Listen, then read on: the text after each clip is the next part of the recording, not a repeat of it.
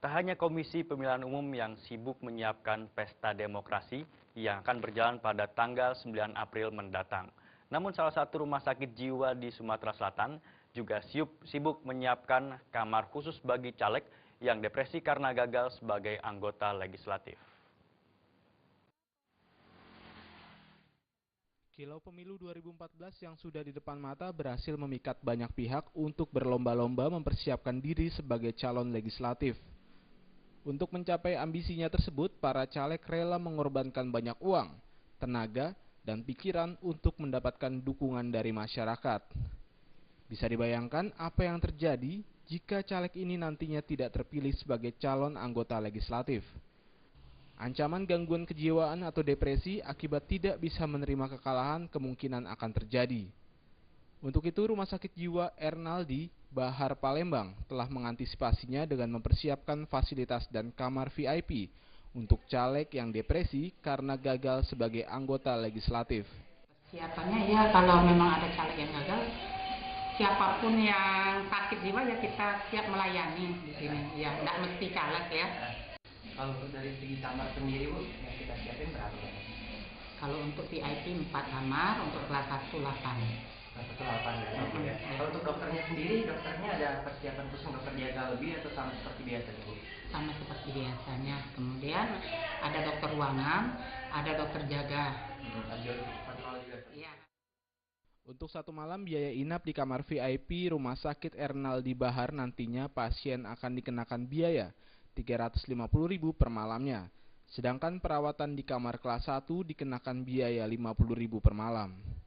Dari Palembang, Sumatera Selatan, Yolanda dan Ardiansyah Nugraha melaporkan. Pemirsa, Partai Demokrat menjadi partai yang paling sering diberitakan di media sepanjang tahun 2013. Sorotan tersebut lebih mengarah ke kebijakan politik dan kasus hukum yang melibatkan kader-kadernya. Poltreking Institute melansir hasil riset pemantauan terhadap 15 media dalam soal isi pemberitaan sepanjang tahun 2013. Dalam hasil risetnya, Partai Demokrat adalah partai yang paling banyak diberitakan di semua jenis media. Sorotan terhadap Demokrat tersebut terkait kebijakan politik dan kasus hukum yang melibatkan kader-kadernya. Sementara dalam survei elektabilitas, Demokrat diperkirakan hanya meraup 8,8% dalam pemilu 2014. Turun drastis dari 20,8% di pemilu tahun 2009. Hasil survei juga menyebutkan proses konvensi Capres Partai Demokrat tidak cukup menarik perhatian publik. Hanta menambahkan, jika Demokrat tidak segera memperbaiki keadaan, berkoalisi dengan partai lain dan mengambil posisi wakil presiden lebih realistis untuk Demokrat.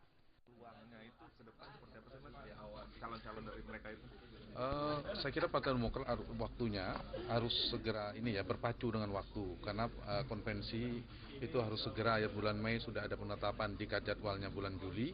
Sementara di sisi yang lain geliatnya berdasarkan hasil survei kita itu dari nama ketika kita sodorkan 11 nama itu sekitar 60 sekian persennya itu hampir 70-an persen itu belum memilih.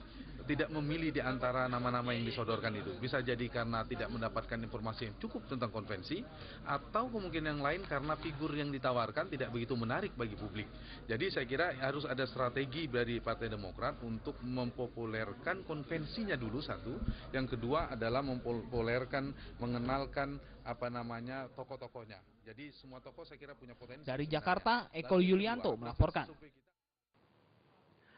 Sementara itu, Dino Patijalal mengakui elektabilitas Partai Demokrat saat ini sedang menurun karena masyarakat sudah tidak percaya dengan Partai Demokrat.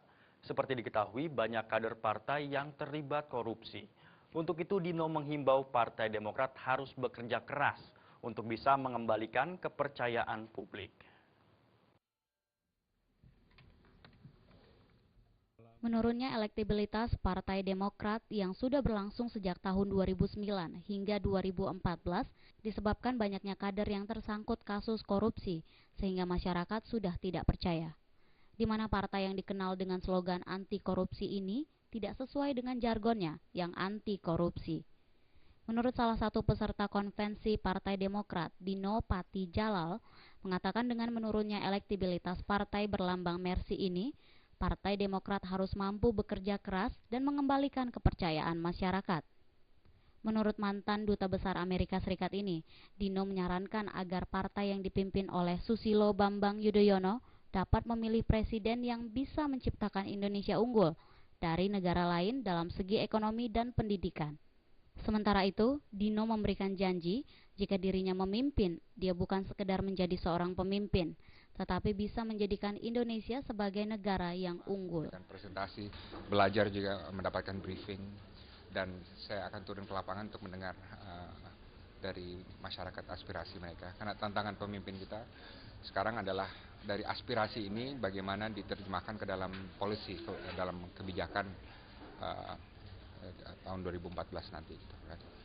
Karena saya ingin menjadi pemimpin bukan sekedar menjadi presiden, tapi saya ingin mengusulkan kebijakan-kebijakan baru. Dari Jakarta, Lisa Indah dan Ketut Sumadiase melaporkan. Kita ke Palembang, pemirsa. Simpul Jaringan Umat Institut Sumatera Selatan mendatangi Ombudsman Sumsel. Kedatangan mereka untuk melaporkan dugaan kecurangan dalam seleksi KPU Kabupaten Kota se-Sumsel.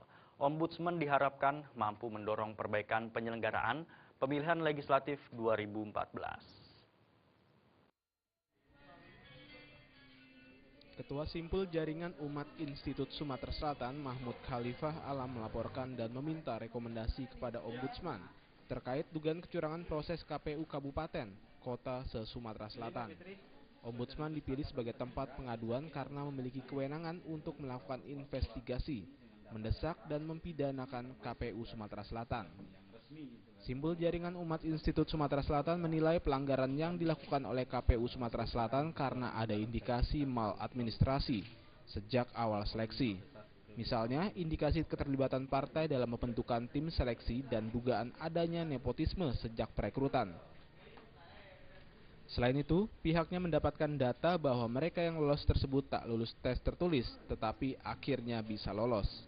Kemudian mengapa ada terdiskriminasi persoalan di lahat? Di lahat itu kan semestinya secara administrasi bukannya diambil alih, tetapi justru harus semestinya diperpanjang kalau memang ada masalah.